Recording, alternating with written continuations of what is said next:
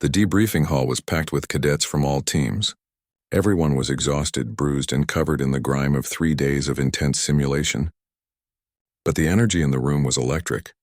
The crucible was over, and stories were already spreading about what had happened. The instructors stood at the front of the hall, reviewing final scores on their displays. Commander Taehyun was there, along with Threx and several other senior staff. They'd been watching every moment of the exercise. When the final results appeared on the main screen, a stunned silence fell over the hall. Team 1 had achieved a perfect score on the final scenario. Team 3 had set a new record for stealth operations. Team 7 had completed rescue missions that had always been marked as extremely difficult. All 3 teams had one thing in common. A humanoid cross stood up from where he'd been sitting with his Vraxian friends.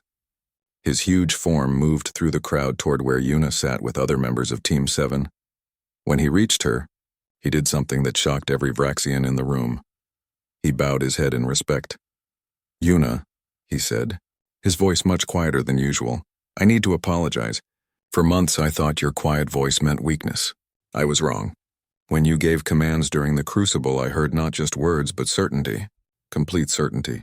That is true authority." Yuna looked up at the massive warrior. "You fought well, Cross. You trusted me when it mattered. That took courage." "I had no choice," Cross admitted. "Something in your voice made it impossible to disobey. Not because of fear, because I knew you were right." Other cadets were having similar conversations throughout the hall. Threx found Minho and extended all 4 of his arms in a gesture of deep respect. "I have been an instructor here for 7 years," Threx said. "I thought I understood combat communication. Then I watched you lead our team through that enemy base in complete silence. You taught me that true warriors don't need to roar. They need to be heard." Minho smiled. "Loud voices are useful sometimes, but in the situations we faced, silence was stronger. You adapted well, Threx. That's the mark of a good warrior." Dax approached Jihoon last. The big Vraxian looked different now. Less confident, but somehow more solid. More real. "I spent 6 months thinking humans were passive," Dax said. "I was blind. When you commanded our team, I felt like I was watching a master artist at work. Every word was placed exactly where it needed to be. No wasted effort. No emotion. Just perfect clarity." Jihoon stood up, meeting Dax's eyes. "You gave me command when your instincts probably told you not to. That was the right decision. You put the team first. That's what leaders do." "Will you teach me?" Dax asked suddenly. "This human way of command?" Before Jihoon could answer, a Chitauri scout named Vex approached. "I want to learn too. My people are naturally loud, clicking and chattering, but I saw how Yuna used silence as a weapon. I need to understand this." More cadets gathered around the 3 humans. Questions flew from every direction. "How do you stay so calm under pressure? Why doesn't your voice show stress? Can you teach us to command like you do?" Commander Taehyun's voice cut through the growing noise. It wasn't loud, but everyone stopped talking immediately. The hall fell silent. "Cadets, please return to your seats. I believe some explanation is needed." When everyone was settled, Taehyun stood before them. His hands were clasped behind his back, his posture relaxed but authoritative. "Many of you are confused," he began. "You've spent months with human cadets thinking you understood them. Then during the crucible you discovered you didn't understand them at all. You want to know what changed?" He paused, letting the question hang in the air. "Nothing changed. The humans have been exactly the same since they arrived. You just weren't ready to see it." Taehyun began walking slowly along the front of the hall. "Let me tell you about Earth. It's what we classify as a Class 9 death world. Most species in this room evolved on Class 2 or Class 3 worlds. Safe places, stable places. Earth is not safe. Everything on that planet wants to kill you. Predators with claws and teeth. Diseases that can't be seen. Weather that kills in minutes. Even the plants are dangerous. Humans survived by becoming the deadliest predators on their world. A nebulite cadet raised a gaseous tendril, but humans seem so gentle. So calm." "Exactly," Taehyun said. "That calmness is a weapon. Let me explain how humans evolved. We were pack hunters on a world where making noise meant death. Our prey could hear our footsteps. Our predators could hear our breathing. The humans who survived were the ones who learned to coordinate in silence." He gestured toward Jihoon, Yuna, and Minho. "These 3 cadets represent millions of years of evolution. They speak quietly because loud voices attracted things that wanted to eat our ancestors. They stay calm under pressure because panic got our ancestors killed. They give precise commands because our survival depended on perfect coordination. Cross spoke up. But in combat they're so intense. The way Yuna commanded our team. I've never felt anything like that. Taehyun smiled. Now you're beginning to understand. When humans give combat orders, we're not trying to be heard over chaos. We're cutting through it. Every word is a tool shaped for a specific purpose.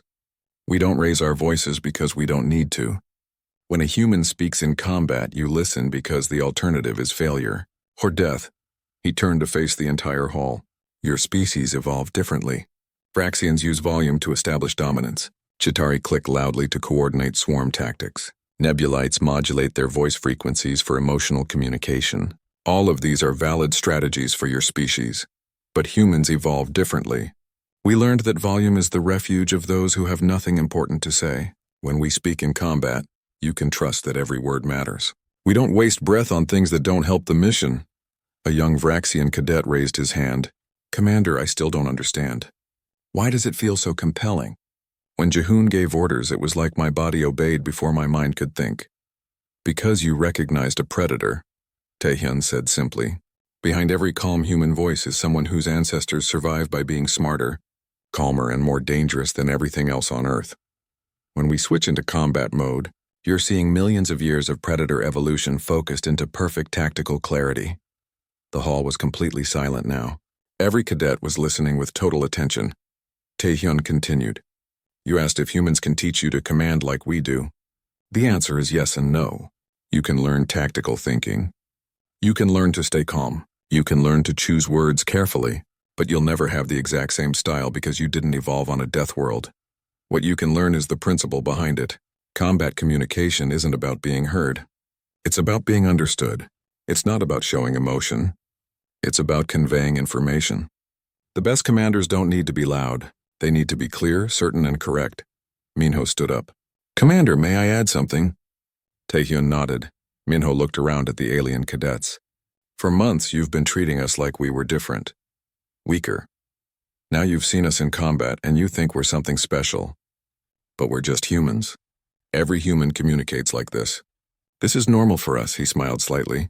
The lesson isn't that humans are better at combat communication. The lesson is that different species have different strengths. Your roaring and clicking and loud voices serve purposes in your combat styles. Our quiet intensity serves purposes in ours. The key is understanding when to use which approach. Yuna added. During the Crucible, you learn to listen to quiet voices. That's useful, but don't abandon your own instincts. Cross, your aggressive tactics work well in direct assault situations. You just needed someone to tell you when to use them and when to hold back. Jihoon was the last to speak. The coalition military works because we combine different species' strengths. Vraxian aggression, Chitauri coordination, Nebulite flexibility, and yes, human tactical clarity. We're stronger together than we are separately. Commander Taehyun smiled. Well said. All of you showed something important during the Crucible. You learned to adapt, to trust teammates who think differently, to listen to voices you didn't understand at first. He looked directly at the three humans. Jihoon, Yuna, Minho, your performance has been noted. We'd like all three of you to consider staying on as assistant instructors after graduation. The Academy needs to incorporate more human tactical doctrine into the curriculum. The three humans looked at each other, then nodded. We accept, Jihoon said quietly, but we have one condition. Name it. Never judge any species by how they communicate in peacetime. You only truly know warriors when you hear them in combat. The entire hall erupted in roars, clicks, and various alien expressions of approval.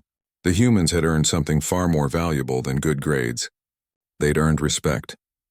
As the cadets filed out of the debriefing hall, the atmosphere had changed. Alien cadets walked alongside humans, asking questions, sharing experiences. The mockery was gone, replaced by curiosity and respect. The galaxy had learned an important lesson. And the three humans from Earth had taught it in the most human way possible, quietly, calmly, and with undeniable effectiveness. The Crucible's final phase began at dawn on the third day.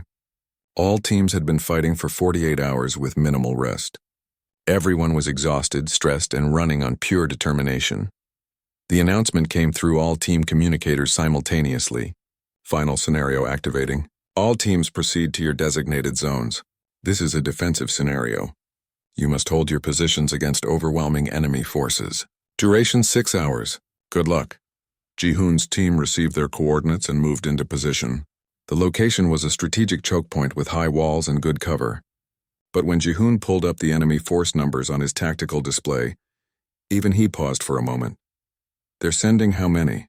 one cadet asked, looking at the numbers. 10 to 1, Dax said quietly. "This is meant to be impossible." The other team members looked at each other nervously. This was the test everyone whispered about. The unwinnable scenario. The Academy used it to see how cadets handled certain defeat. The goal wasn't to win. It was to fail with dignity and tactical awareness. But Ji-hoon was studying the terrain with his usual calm intensity. His fingers moved across the tactical display, marking positions, calculating angles, measuring distances. The other cadets watched him, waiting. Finally, one of them spoke up. "Squad Leader Ji-hoon, should we prepare for a fighting withdrawal? We can't hold against these numbers." Ji-hoon looked up from the display. His eyes swept across each team member. When he spoke, his voice was quiet enough that they had to lean in close to hear. "No." That single word seemed to fill the entire space. "We're going to hold this position for 6 hours. You're going to do exactly what I tell you. When I tell you. How I tell you. Questions will be answered after we win. Understood?" Dax stared at the human. There was something in Ji-hoon's eyes now that made the big Vraxian's instincts scream warnings. This small human, speaking so quietly, somehow radiated more danger than any enemy Dax had ever faced. "Understood," Dax said. The others echoed him. "Understood." Ji-hoon nodded once. "Good, listen carefully. I'm going to explain the first 30 minutes of this battle. Then you're going to execute perfectly." What followed was the most detailed tactical briefing any of them had ever heard. Ji-hoon spoke in his quiet voice, explaining enemy movements that hadn't happened yet. He predicted attack patterns, enemy responses, and exact timing windows.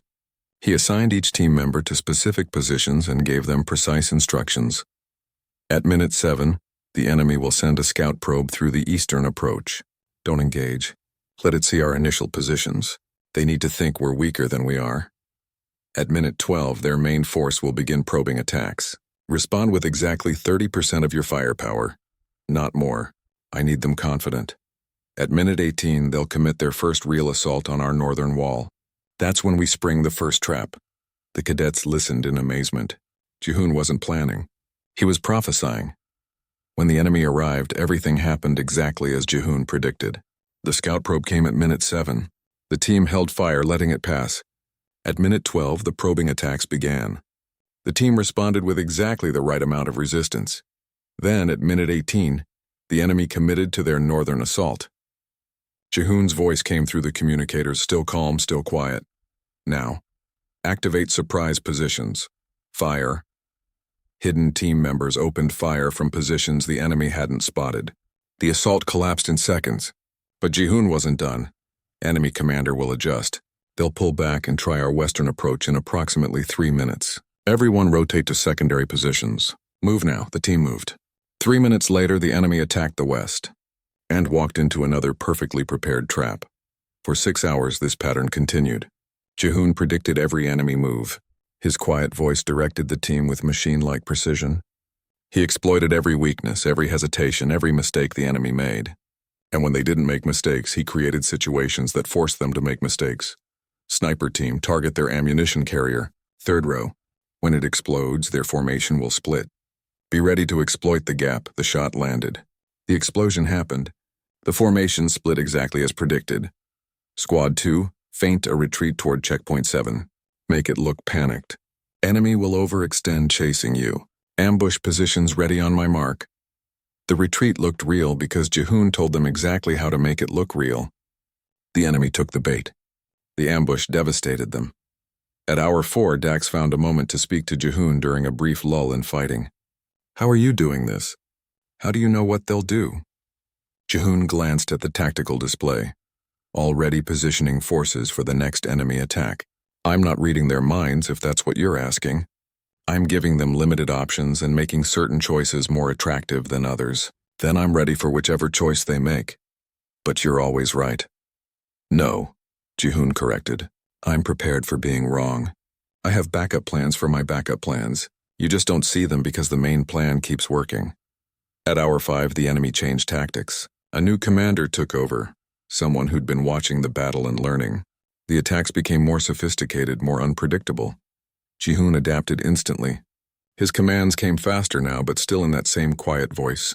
He shifted strategies like water flowing around rocks, always finding the path of least resistance, always turning enemy strength into weakness.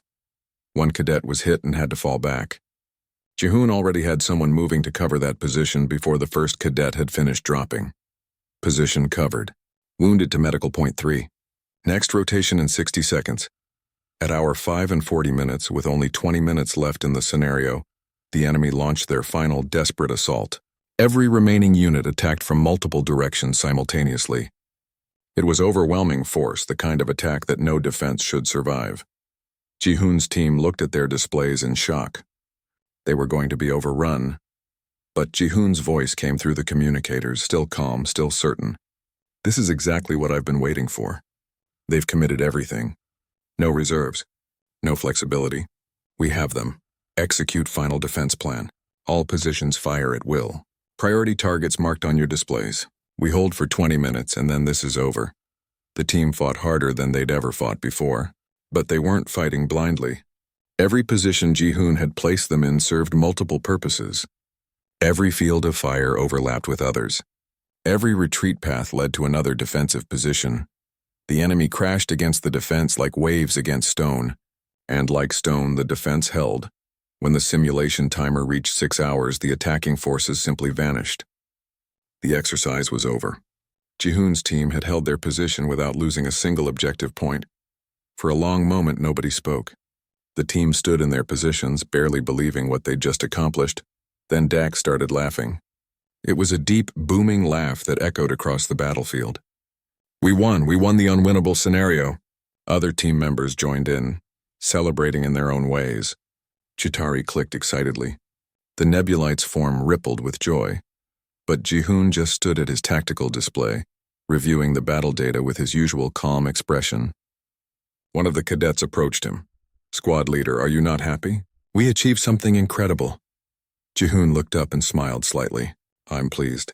You all executed well. But this was never unwinnable. The Academy calls it that because most teams give up too early. They accept defeat before the battle even begins, but the odds don't account for strategy, or discipline, or teamwork, or staying calm when everything is chaos. Ji-hoon powered down his display. That's what humans understand. Combat isn't about being the strongest or the loudest. It's about being smarter than your enemy and staying calm enough to think clearly. As they left the simulation zone, word was spreading throughout the crucible. Ji-hoon's team had won the unwinnable scenario. Yuna's team had achieved perfect scores on rescue operations. Minho's team had completed infiltrations that were supposed to fail. The 3 humans were doing what everyone said was impossible. And they were doing it quietly, calmly, efficiently.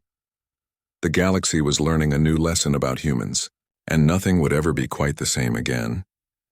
Yuna's voice cut through the chaos like a knife through cloth. Her volume hadn't increased, but every word landed with perfect clarity. Cross suppressing fire at the enemy position on the hill. 45-degree angle. 3-second bursts. Start now. Cross found his hands moving before his mind could process the order. His weapon roared, sending simulated fire toward the hill. The enemy scattered for cover. Stop, Yuna said. Reload, count to 5. Fire again, same target. Cross did exactly as she commanded. The enemies on the hill couldn't establish a pattern. They stayed in cover, uncertain. Good, now listen. When I say move, you're going to run to that broken wall 20 meters to your right. You'll have exactly 7 seconds while they're pinned. Don't think. Just run, ready? Ready, Cross replied, his heart pounding. Move. Cross ran. He counted in his head. 1, 2, 3, 4, 5, 6, 7. He dove behind the wall just as enemy fire ripped through the space where he'd been standing. The timing was perfect. Yuna was already moving, using the moment of confusion to slip between cover positions. Her voice came through the team communicator. Still calm, still controlled, but carrying absolute authority. Cross, the crashed ship has a weak point in the cargo bay door. I need you to put 3 rounds into it. Lower left corner. When I count to 3, 1, 2, 3, the shots hit exactly where she specified. The door buckled and fell open. The hostages had an exit route. Now advance to the ship. Enemy won't expect it. Move fast. Don't stop until you're inside. Again, Cross obeyed without question. He charged forward, covering the distance while Yuna provided covering fire with perfect precision. Each shot she took forced an enemy to duck at exactly the right moment. Inside the ship, Cross found the hostages. Yuna was already giving him the extraction route through his communicator. Take them out the north side. There's a 30-meter gap in enemy coverage. You'll have 90 seconds before they reposition. Go now. The mission succeeded. As the simulation ended and the virtual world faded, Cross stood there breathing hard. He looked at Yuna, seeing her as if for the first time. What just happened? He asked. Yuna was checking her equipment, her face showing the same calm expression she always wore. We completed the mission.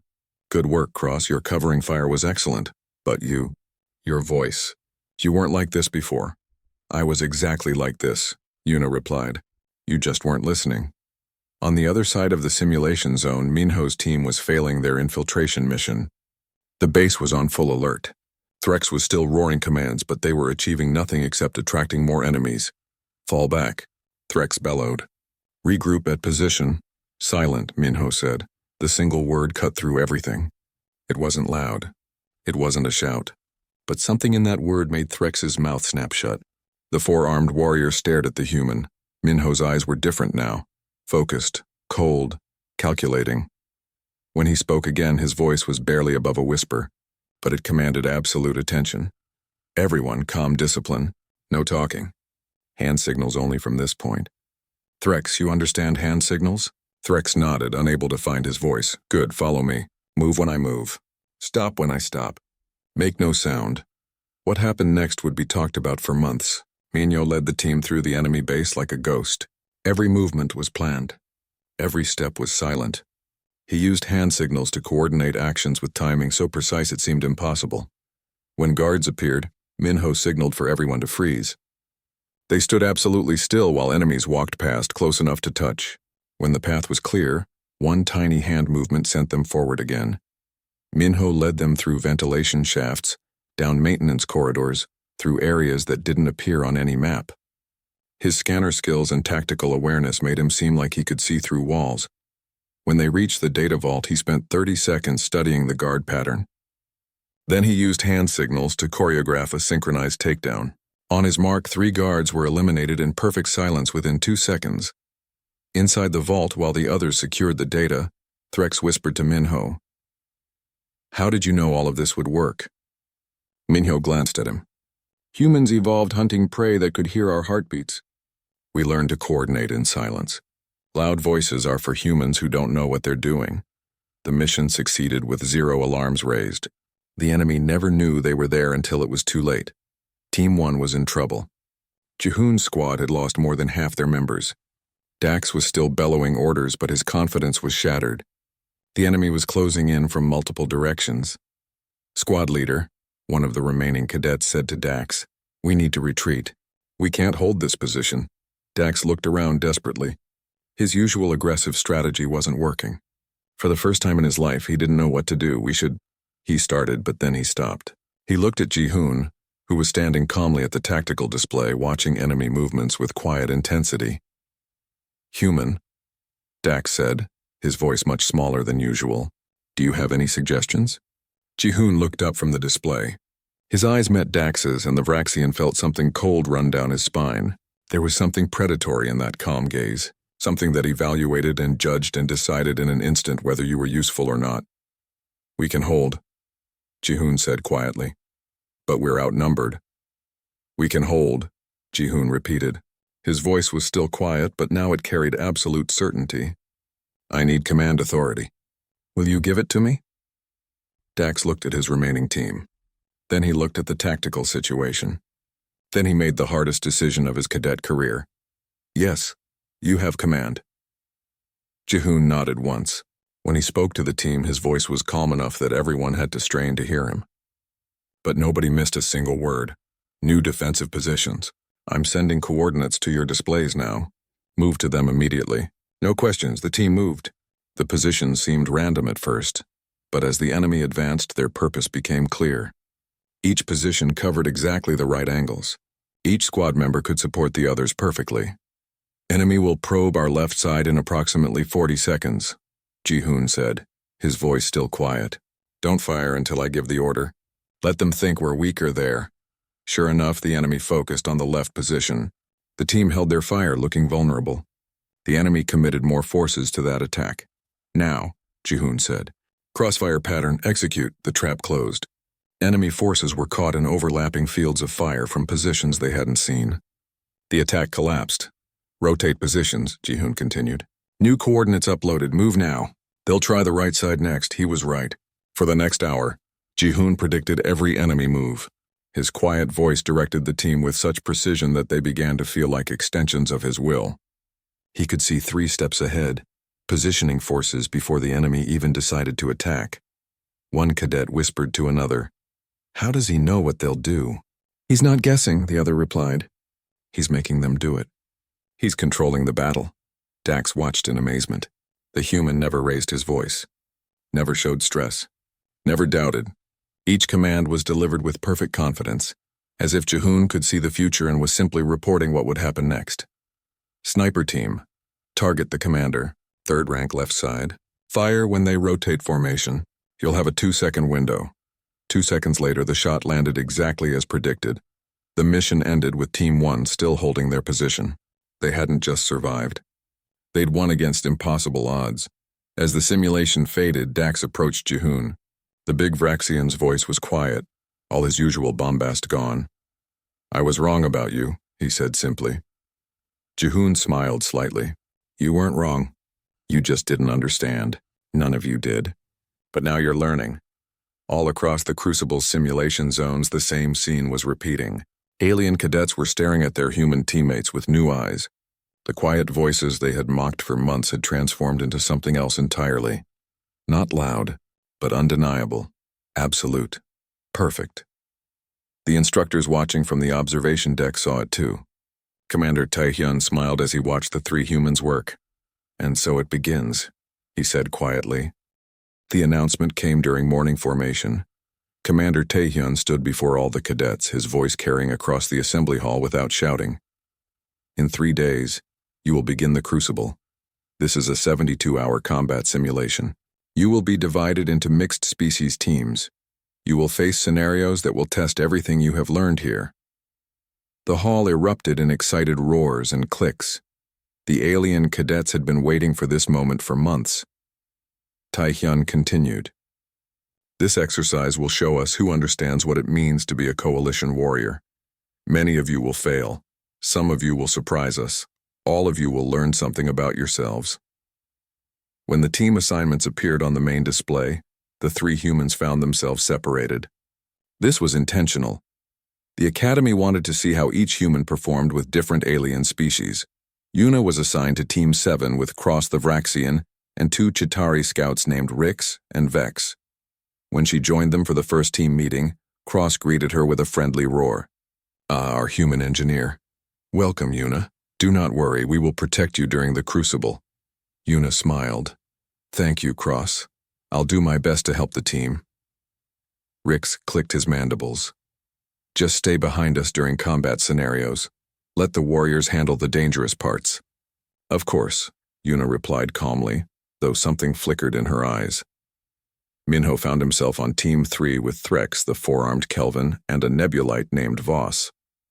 Threx immediately took charge of the team, his voice booming through the preparation room. "I will lead Voss, you will handle reconnaissance. Human Minho, you can manage communications and logistics." Minho nodded. "Understood. I'll support however needed." Good, Threx said, clearly pleased. "Stay calm and follow my orders. Everything will be fine." Ji-hoon's assignment was more complicated. He was placed on Team 1 with 5 alien cadets who had been the most vocal about human weakness. It seemed the instructors wanted to see how Ji-hoon would handle a hostile team environment. The team leader was a Vraxian named Dax, larger even than Cross. During their first meeting, Dax made his position clear. "Human, I know the assignment says we share leadership, but let's be honest. I will give the real orders. You can help with planning if you want, but in combat, everyone follows my commands. Understood?" Ji-hoon looked at Dax calmly. "I understand what you're saying." Dax seemed satisfied with this answer. The crucible began at dawn. All teams were dropped into the simulation zones, massive virtual environments that felt completely real. The scenarios would test everything from combat skills to problem-solving to teamwork. Team 7's first mission seemed simple. They had to rescue hostages from a crashed ship while enemy forces closed in. It was a race against time. Cross immediately charged forward, roaring commands. "Everyone follow me. We attack head-on. For the coalition." The two Chitauri scouts rushed after him, their weapons ready. Yuna followed behind, her engineering scanner active. She studied the terrain and the crashed ship's position. "Cross, wait," she said. "There's a better approach from the north side. Less exposure, better cover." But Cross was already moving, and her quiet voice was lost in the thunder of his advance. The team ran straight into an ambush. Simulated weapons fire lit up the area. One Chitauri was hit immediately and fell out of the exercise. "Take cover," Cross bellowed, diving behind a rock formation. "Return fire." The remaining team members scattered, trying to find protection. The enemy had the high ground and good positions. Cross kept shouting orders, but each command seemed to make things worse. The enemy could hear him clearly and knew exactly where the team was. Yuna crouched behind a broken wall, watching the situation fall apart. The rescued hostages were still trapped, and her team was pinned down. She looked at her scanner, then at the battlefield, her mind working through the problem. Meanwhile, Team 3 faced a different challenge. They had to infiltrate an enemy base and steal important data. Threx chose a loud, aggressive approach. "We go through the front," he roared. "Overwhelming force, they won't expect such boldness." Voss's gaseous form rippled with uncertainty. "Perhaps a quiet approach would be better. The base sensors—" "No time for caution," Threx interrupted. "Minho, call for support fire on the entrance." Minho spoke into his communicator. "Command requesting support fire on target zone Alpha." His calm voice contrasted sharply with Threx's energy. The support fire came and the team rushed forward. But the enemy had heard them coming from far away. Every alarm in the base activated. Guards poured out from every entrance. The mission became a chaotic firefight. Threx kept shouting orders, but in the noise and confusion, half his commands were misheard. Voss was hit. Minho had to dodge behind cover as simulated bullets filled the air around him. "This isn't working," Minho said quietly to himself. Team 1's mission was to hold a strategic position against incoming enemy forces. Dax positioned, everyone according to his plan, placing Jihoon in the safest spot with minimal responsibility. "Just watch the sensors and report if you see anything," Dax told him. "Leave the real fighting to us." Jihoon took his position without argument. He watched the tactical display, his eyes tracking enemy movements that the others hadn't noticed yet. He saw patterns in how the enemy was approaching. He recognized their strategy. "Dax," he said calmly, "the enemy is going to flank us from the east. We should reposition." "I see the main force coming from the north." Dax interrupted. "Everyone, focus fire in that direction, prepare for impact." The team oriented north just as Jihoon predicted the eastern flank would collapse. And it did. Enemy forces poured through the gap, catching the team completely by surprise. 3 team members were eliminated in seconds. Dax roared in frustration, trying to reorganize, but his loud commands only added to the chaos. The team was falling apart. Back on Team 7, Yuna's squad had been pinned down for 10 minutes. They were failing the mission. The simulated enemy was closing in. One more Chitauri was hit, leaving only Yuna and Cross operational. The big Vraxian looked genuinely worried now. His usual confidence had cracked. "I don't know what to do," he admitted, his voice quieter than usual. "They have us trapped." Yuna looked at him. Then she looked at the battlefield. Then something changed in her eyes. It was subtle, like a switch flipping inside her mind. When she spoke, her voice was still not loud, but it carried a different quality. Something sharp, something absolute.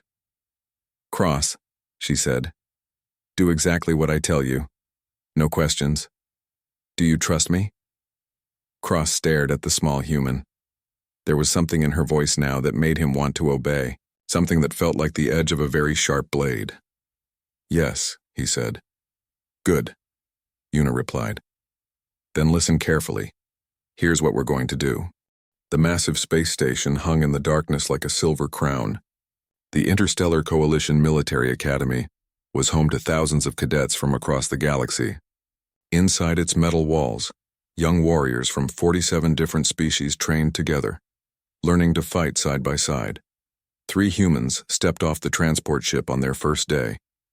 Jihoon walked in front, his dark eyes taking in everything around him. Behind him came Yuna, who carried a heavy bag of engineering tools. Minho followed last, looking at his datapad and checking their room assignments. The main hall was chaos. Everywhere they looked, alien cadets moved in groups. Some were tall, others short. Some had scales, others had fur. The noise was incredible. Roars, clicks, buzzes, and sounds that had no name filled the air. "Welcome, cadets." A massive creature bellowed from across the hall. It was Vraxian, standing nearly 3 meters tall with dark red scales covering its body. "I am Cross. You must be the humans everyone has been talking about." Jihoon smiled politely. "Yes, we are. Nice to meet you." Cross leaned down, his huge head tilting. "What, speak up? I can barely hear you." "I said it's nice to meet you," Jihoon repeated in the same calm voice. Several other alien cadets gathered around, curious about the newcomers. A Chitauri looking like a giant mantis with multiple arms clicked its mandibles rapidly. The sound was like laughter. "They are so quiet," the Chitauri said to Cross. "Do all humans speak like this?"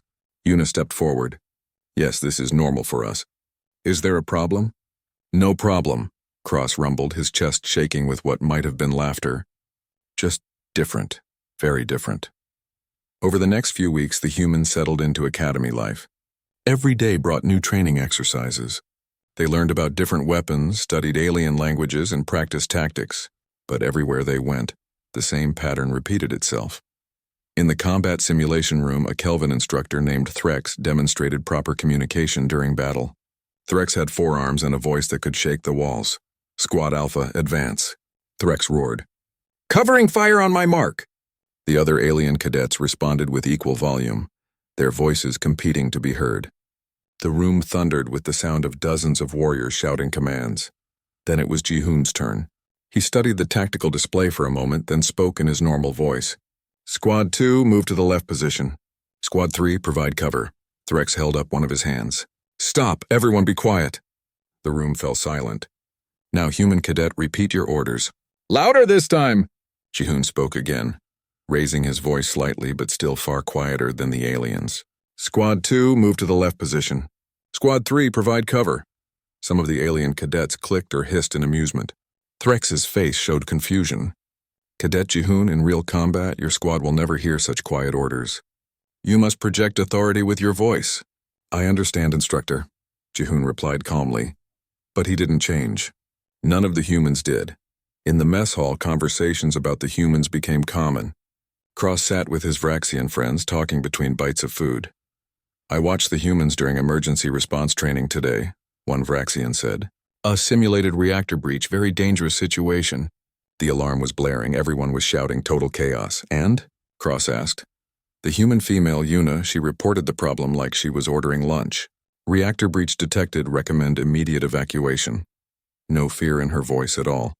No urgency, just calm. Cross shook his massive head. Perhaps their species never faced real danger on their world. They have no instinct for threat response. Nearby, a group of Chitauri cadets were having a similar discussion. Their rapid clicking filled their corner of the hall. "The human Minho is in my communications class," one Chitauri said. "Today we practiced calling for reinforcements under fire. I screamed my request so command would understand the urgency."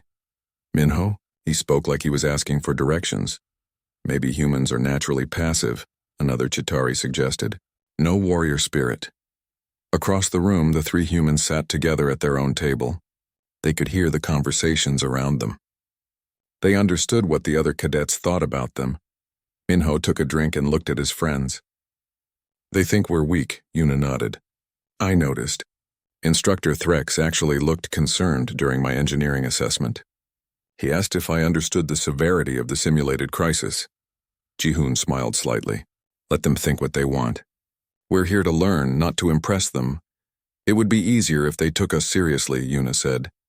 They will, Minho replied quietly. Eventually. The weeks turned into months. The humans continued their training, always speaking in calm, measured tones. During tactical exercises, while other species roared and bellowed their commands, the humans maintained their quiet efficiency. In one memorable incident, a Nebulite cadet named Voss approached Commander Taehyun, the senior human instructor at the academy. Voss was a being made of gas contained in a special suit, and its voice came through speakers. Commander, I have a question about the human cadets in my squad. Taehyun looked up from his desk. What's your question? Are they defective? I mean, no offense, but they show no aggression, no fire. During yesterday's combat drill, Cadet Yuna barely raised her voice even when our simulated position was being overrun. Taehyun smiled in a way that didn't quite reach his eyes. No, Cadet Voss, they are not defective. They are perfectly normal humans. But how can they lead in combat if no one can hear them? You'll understand in time, Taehyun said. Continue to observe. Learn from them. Voss left confused, and the rumor spread that even the human instructor thought there was something wrong with human communication style. The alien cadets began treating the humans differently, not with cruelty but with a kind of gentle concern. They spoke to Jihoon, Yuna, and Minho the way one might speak to someone who was sick or injured. They gave them easier tasks during group exercises. They tried to protect them from the harsh criticism of instructors. The humans accepted this treatment with the same calm grace they showed everything else. They thanked their alien squadmates for their concern.